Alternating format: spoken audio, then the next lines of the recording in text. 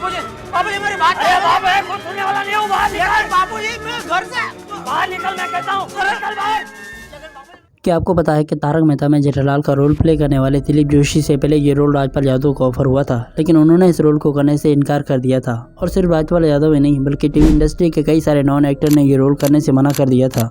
तो आखिर किस वजह से ये सारे एक्टर इस रोल को करने से मना कर रहे थे और क्यों दिलीप जोशी ने ये रोल करने के लिए हाँ भरी। तो दोस्तों यहाँ पर आपको बताते चले कि तारक मेहता के सक्सेस में असद मोदी के साथ साथ दिलीप जोशी का भी बड़ा हाथ है, क्योंकि तारक मेहता का उल्टा चश्मा बनाने का आइडिया भी असद मोदी को दिलीप जोशी ने ही दिया था। और सिर्फ इतना ही नहीं बल्कि रियल लाइफ में जेठालाल और बबीता जी की लव स्टोरी भी सक्सेसफुल होती अगर इन्होंने अपने ही पैर पर कुल्हाड़ी ना मारी होती, क्योंकि स्क्रिप्ट में अय्यर को बबीता जी का पति बनाने का आइडिया भी इन्हीं का था। हैरत तो ये सुनकर आपको तब होगी जब दिलीप जोशी खुद ने जेठालाल चंपकलाल घरा का कैरेक्टर करने से मना कर दिया था। तारक मेहता की वजह से 15 अवार्ड उठाने वाले जेठालाल का कहना है कि वो उस टाइम पर दूसरे टीवी शोज में बिजी थे और जल्द ही जब वो शो बंद हुए तो उनके पास पैसों की कमी होने लगी और ऐसे हालात में उन्हें ये शो ऑफर हुआ था। उन्हें शो में कुछ ऐसा करना था जिससे पब्लिक अपनी फैमिली के साथ बैठकर इस शो को देख सके। तो दोस्तों दिलीप जोशी और असद मोदी की यारी तो 1998 से चलती आ रही है, जिसके साथ पहले भी वो एक शो में काम कर चुके हैं। उन्हें इस शो में कई सारे कैरेक्टर ऑफर हुए थे पर उन्होंने सिर्फ जेठालाल का कैरेक्टर ही सिलेक्ट किया जो काफी सक्सेसफुल रहा।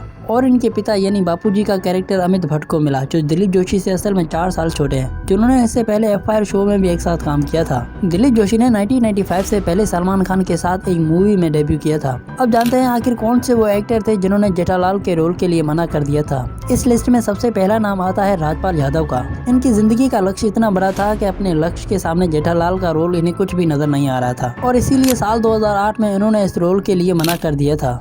राजपाल यादव ने 2008 से लेकर अभी तक कई सारी ब्लॉकबस्टर फिल्मों में काम किया है, जिनके फिल्मों के मीम्स भी काफी वायरल जाते हैं, जो आपने भी कहीं ना कहीं तो जरूर देखे होंगे। राजपाल यादव बॉलीवुड से लेकर हॉलीवुड में भी काम कर चुके हैं। अब जिस बंदे का इतना बड़ा लक्ष्य हो वो थोड़ी ना जेठालाल के रोल के लिए हाँ करेगा। पिताजी की शादी तो हो गई ना? हाँ जी, पिताजी की शादी हम पूछे नहीं है। यही कॉमेडी का अंदाज देकर साल 2008 में इन्हें ये रोल ऑफर हुआ था, पर इन्होंने भी इस रोल को रिजेक्ट कर दिया था, जिसके पीछे की वजह ये थी कि तारक मेहता एक लॉन्ग रनिंग शो था और क्योंकि शारदा को एक ही रोल में ज्यादा टाइम तक काम करने की आदत नहीं थी, इसीलिए वो कपिल शर्मा शो में भी काफी नटखट और अलग अंदाज में रोल प्ले करते रहते हैं। नंबर 3 अली असगर।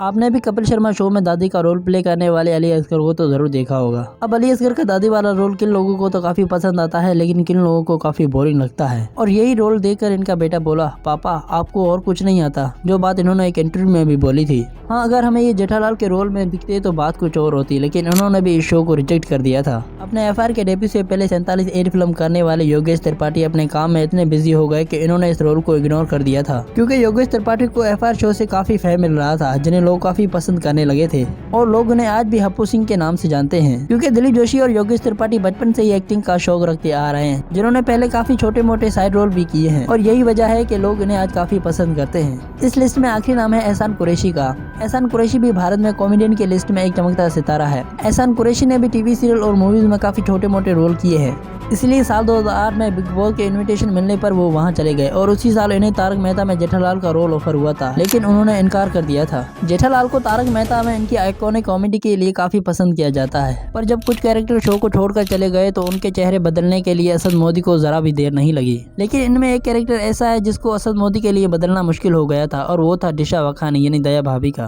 क्योंकि दिशा वखानी को भारत के अलावा बाकी सारे देशों में भी काफी पसंद किया जाता है, जिसके जैसी एक्टिंग करना हर किसी के बस की बात ही नहीं है, क्योंकि इनका रोल ही कुछ ऐसा है जिसके आने का इंतजार मेकर के साथ साथ ऑडियंस को भी है। जब ये शो लिखा जा रहा था तो मेकर्स की पहली चॉइस प्रियंका त्रिपाठी थी, जिसके रिजेक्ट करने के बाद ये रोल दिशा वखानी को मिला, जिनकी एक्टिंग काफी सक्सेसफुल रही। लेकिन दिशा के जाने के बाद मेकर्स की कई सारी चॉइस थी इनकी जगह लाने के लिए, जैसे कि शिल्पा शेंडे, समोना चक्रवर्ती, सुगंधा मिश्रा और रागिनी खन्ना, पर ऐसा नहीं हुआ। मेकर्स को लगता है कि दिशा इस शो में वापस जरूर आएंगी, क्योंकि ना ही दिशा ने मेकर्स को ना बोला है और ना ही दिशा किसी और शो में दिखाई दे रही है, जिसका मतलब साफ है कि वो इस शो में जरूर आएंगे। लेकिन दया भाभी इस शो में वापस नहीं आई तो असद मोदी इस शो को बंद होने से रोक नहीं पाएंगे।